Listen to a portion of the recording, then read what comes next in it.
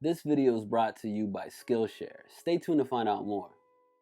Drake is the biggest hit-making cornball. You know, if those reference tracks would have never happened, Drake would have been my favorite artist of all time. Everybody does a bar and helps. Here's our problem. We heard reference tracks of complete verses where the even said the breath and the way he delivered it and everything. Corporately, that is the GOAT. If he would have showed that he's a hospitable person and that he's really in this for the culture, taking my running off with it and then putting it on his album, then he would have got my kudos, he would have got my respect. Welcome back to Hip Hop Madness. I'm your host, Pro the GOAT. If this is your first time checking us out, make sure to hit that subscribe button and notification bell so you don't miss our future rap videos just like this one. But yeah, enough of that. Let's get right into it. Where artists such as Eminem and Jay Z are widely celebrated for shifting hip hop's commercial boundaries, Drake has found himself with everything a man could want besides the love and support of a genre that he's helped elevate. Instead, his pursuit of chart topping has meant that his status in hip-hop comes with an asterisk beside it. And when tracks such as the ready-made for TikTok Tootsie Slide made it to #1, it isn't seen as evidence of hip-hop's dominance in a way that Roddy Ricch's The Box did, but more so fuels the claims that Drake has traded in his hip-hop credentials for extreme mainstream acclaim. However, when discussing how Drake has basically sabotaged his rap career, it's important to remember that it's not a lack of skills, but Drake's decision-making which has dented his status. For starters, Drake's lack of transparency in who wrote what and when almost immediately disqualifies him from the rap GOAT position.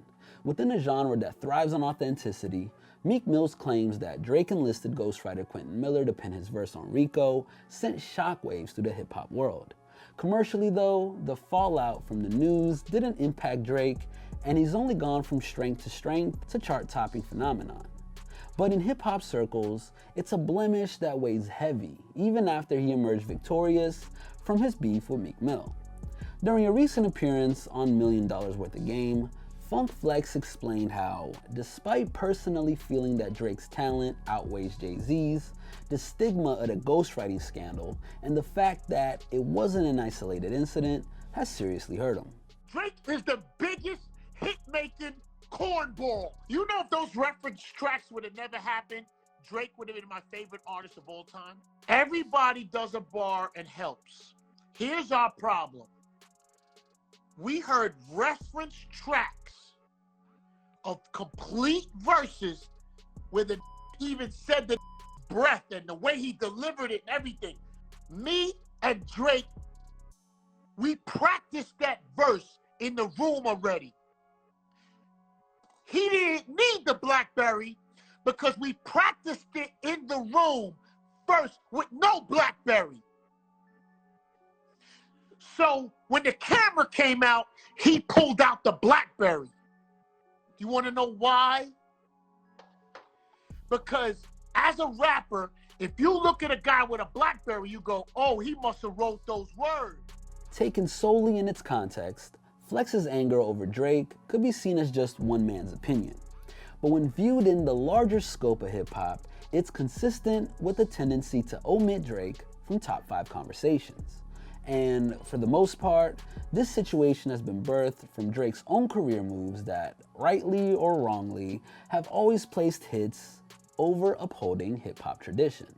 On Drake's part, his handling of the ghostwriting scandal, just like many of the marks against him, has only worsened things. From a G Jordan revealing all about OVO's intense songwriting camps, to The Weeknd revealing that some tracks intended for his House of Balloons project were redesignated for Take Care, Drake has went from denying any sort of co-conspiring with others to being forced to publicly justify his methods. I've really made my peace. I have no embarrassment when it comes to what I did on that album. You know, I mean, I worked with somebody on, I think, 4 or 5 songs on that record. I pulled my weight. It wasn't like I needed somebody to facilitate, you know, entire ideas. We worked together. So I want to take a quick break to thank our friends at Skillshare, a unique service that enables creatives to turn their dreams into reality, taking the knowledge and the know-how to the general public. Skillshare offers thousands of classes that'll provide you with the tools to make headway with your chosen craft, whether it be learning how to rap, make beats, or edit music videos. Skillshare's got you covered. In fact, we leveled up by finding out how to mix this video's music with the legend Young Guru, responsible for sculpting the sound of some of Jay Z's most legendary tracks. The famed engineer makes the secret to the pros more accessible than ever before. So what are you waiting for? Skillshare works out to be less than $10 a month with an annual membership. However, the first 1,000 people to use the link in my description will get a free trial of Skillshare Premium membership and access to their massive learning library. Head over to Skillshare and start your journey now. Left fighting a losing battle in his quest for credibility, Drake has pushed himself to a realm of pop stardom that focuses on entirely different measures of success. Dating back to 2013, Drake was already striving to make pop singles that abandoned hip-hop's core audience. Speaking to MTV after the release of Hold On We're Going Home, Drake revealed that it was an attempt to have a record that was played at weddings in 10 years, or that people that are away from their families in the army could listen to.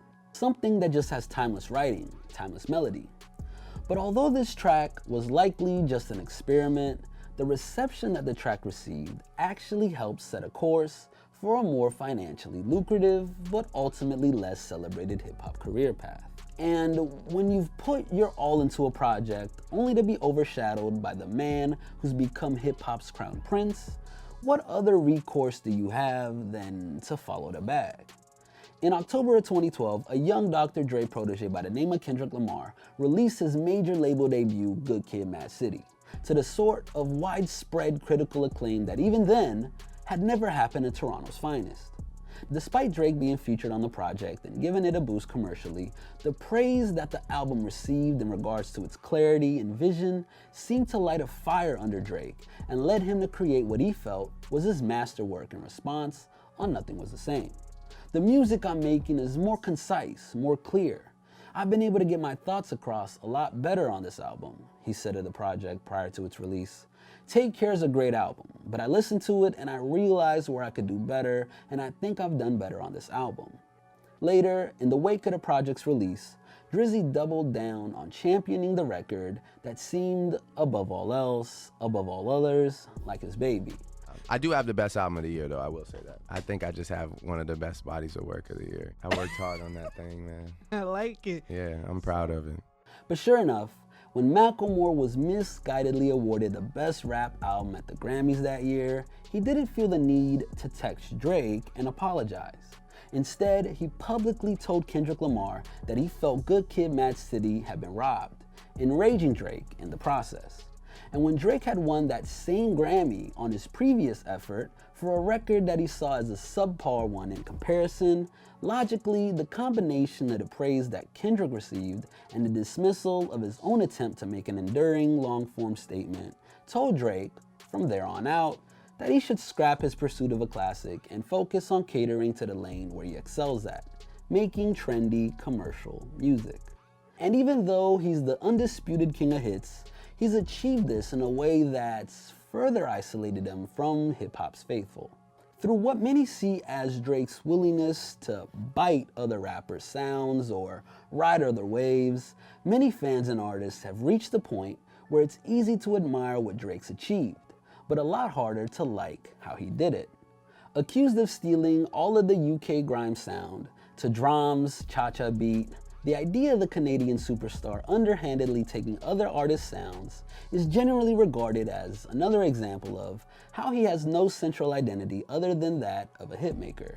But in the words of the late XXXTentacion, who experienced Drake's casual theft with his flow from Look At Me being turned into More Life's KMT, acknowledging Drake's accomplishments and taking issue with his approach can happen simultaneously. Corporately, that is the GOAT. If he would have showed that he's a hospitable person and that he's really in this for the culture, taking my running off with it and then putting it on his album, then he would have got my kudos, he would have got my respect.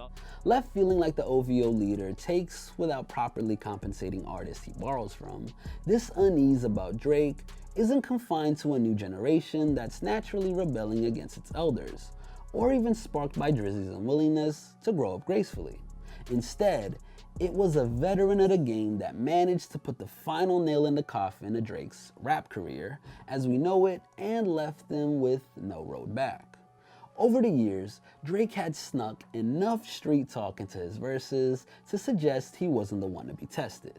From rhyming about catching a body like that and packing a tech to engaging in verbal feuds with talented rappers that had less of an ability to control the narratives such as Common and Meek Mill, Drizzy made it a decade into his career without a single L. But in the wake of responding to Pusha T on Duppy Freestyle and referencing his fiancée, Push basically disfigured entire pieces of Drake's public persona, beginning with his image as a romantic goal for women to depicting him as a deadbeat dad playing border patrol on his own child. But as the window for Drake to respond to Story of Adidon came and went, Push's vicious pen strokes did something even greater. It completely dispensed the notion of Drake as anything close to untouchable. In the view of Joe Budden, defaming Drizzy through this multi-angle approach was a chess move from Pusha T, as it left Drake's fan base scrambling for answers. How can Drake fans ignore what Push is saying? They've ignored a lot. They've ignored, yeah, you got pissed on, you've been punched in the face, you don't write your shit. Drake fans have been the blanket to smother a lot of the fire that has come his way. This might be an alley-oop though. Drake has modeled his career on being the perfect gentleman. How do you strip someone of their female fan base? This is how you do it. Yeah. And this is the time to do it. Outmatched and outsmarted, Drake's eventual confession that he was caught slipping didn't just tell fans that even a mainstream icon could be taken down, but told the artist where his strengths lay in the modern game. And after spending years at the top, Drake ultimately forgot that in battle, it all comes down to who has the most firepower. But above all, he committed the cardinal sin of getting emotional in a way that no other rapper in his position would have allowed themselves to. I have no desire to ever mend anything with that person. That situation just went, you know, it just went where it went, and it's just, there's no turning back. The information was too shocking. There's a point where you're gonna wanna stop rapping. That's just kind of where I got to it. Through his words to Rap Radar and his assertion that there's no rules to this, Drake showed once and for all that despite his attempts to retain some sense of grounding in the genre that made his name, or tap back into that section of the audience, he was ultimately playing a different sport if he felt that there should be any room for remorse on Pusha T's behalf. When in reality, everyone from Jay Z to Nas, Eminem, 50 Cent, and Ja Rule have learned the hard way that if you're not prepared to fight fire with fire and think of the consequences for your public image later, then hip-hop simply isn't for you. Naturally, Drake's handling of the situation and the widespread mockery that came his way proved that even a pop superstar was no exception to the rule. Appointed as the GOAT by figures such as Lil Dicky, Tekashi 6ix9ine, that are often seen as enemies of hip-hop in their own right, Drake has found himself in a unique position to be in a genre's leading commodity and its sworn enemy all at once. Now, as he prepares to unveil his 6th album, the overall health of Drake's brand in the mainstream is undisputable. But with the tide of the public opinion turning against him, if Drake has any intention of amending his standing in hip-hop and being seen as the GOAT contender, the project needs to represent more than billions of streams. And instead of latching onto trends, focusing on the financial upside, or chasing the Beatles chart toppers, it has to recapture what it was that made him such a compelling rapper and not a pop star in the first place. But what do you guys think? Did Drake's chase for chart toppers and commercial appeal, along with the use of ghostwriters, hinder his ability to ever be considered a real hip-hop rap great? Or do you think that hip-hop purists would have never considered him a GOAT no matter what? Let us know your thoughts in the comment section below. Once again, I'm your host, Pro the GOAT. Follow me on Instagram, shoot me a DM, and let me know what type of videos you want me to do. And as always, this has been a HipHopMadness original. Make sure to stay tuned and stay up to date on everything we got going on by hitting that subscribe button and notification bell. Oh, don't forget to follow us on Instagram at HipHopMadness and join the movement.